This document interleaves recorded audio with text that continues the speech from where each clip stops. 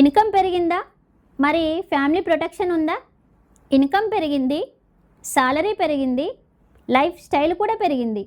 కానీ ఒక చిన్న క్వశ్చన్, మన ఫ్యామిలీ ప్రొటెక్షన్ కూడా ఉందా?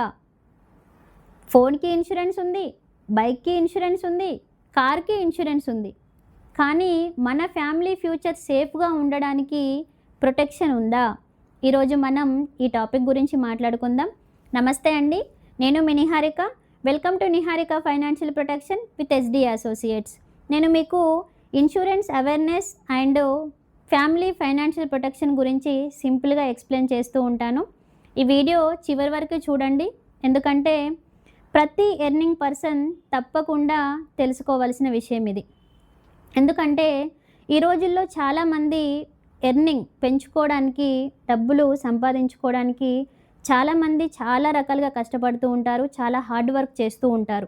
అందులో ఇన్వెస్ట్మెంట్స్, బిజినెస్, సైడ్ ఇన్కమ్, ఇంకా ఎక్స్ట్రా షిఫ్ట్స్ ఇవన్నీ చేస్తూ ఉంటారు. ఇంకా బెటర్గా సాలరీ పెరిగితే లైఫ్ స్టైల్ కూడా పెరుగుతుంది.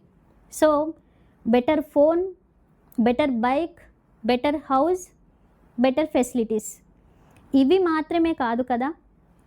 కానీ ఇంకా ఒక ఇంపార్టెంట్ విషయం చాలామంది మిస్ అవుతున్నారు, అదే ప్రొటెక్షన్. ఇక్కడ మనం సింగిల్గా ఉన్నప్పుడు రెస్పాన్సిబిలిటీ అనేది చాలా తక్కువగా ఉంటుంది. అదే తర్వాత ఫ్యామిలీ వస్తే ఇక్కడ wife, husband, parents, kids, EMIs and extra expenses, ఇవన్నీ ఒక్కసారిగా మన ఇన్కమ్ మీద డిపెండ్ అవుతాయి. సో ఒక్కసారి ఇమాజిన్ చేయండి, ఏంటది? మన ఫ్యామిలీ, మన ఇన్కమ్ ఒకరోజు ఆగిపోతే మన ఫ్యామిలీ సిచ్యువేషన్ ఎలా ఉంటుంది?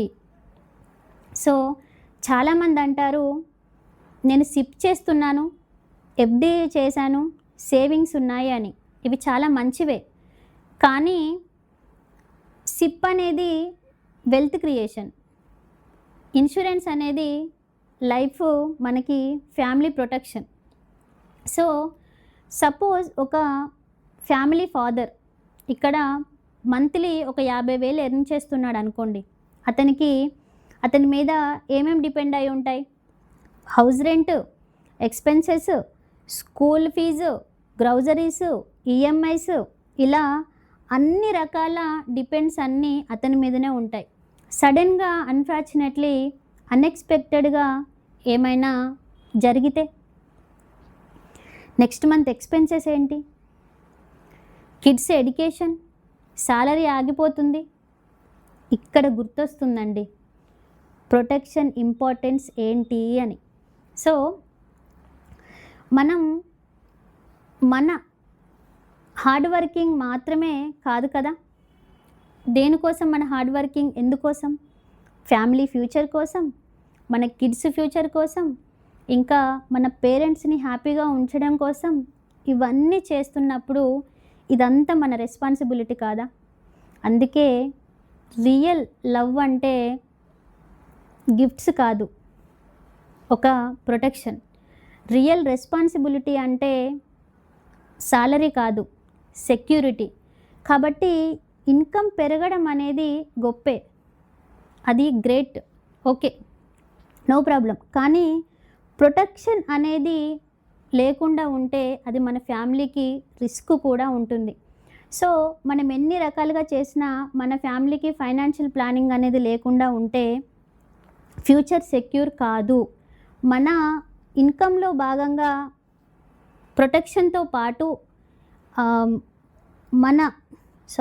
ఇన్కమ్తో పాటు ప్రొటెక్షన్ కూడా బిల్డ్ చేసుకోవాలి. సో మీకు ఈ వీడియో నచ్చితే please like, share and subscribe.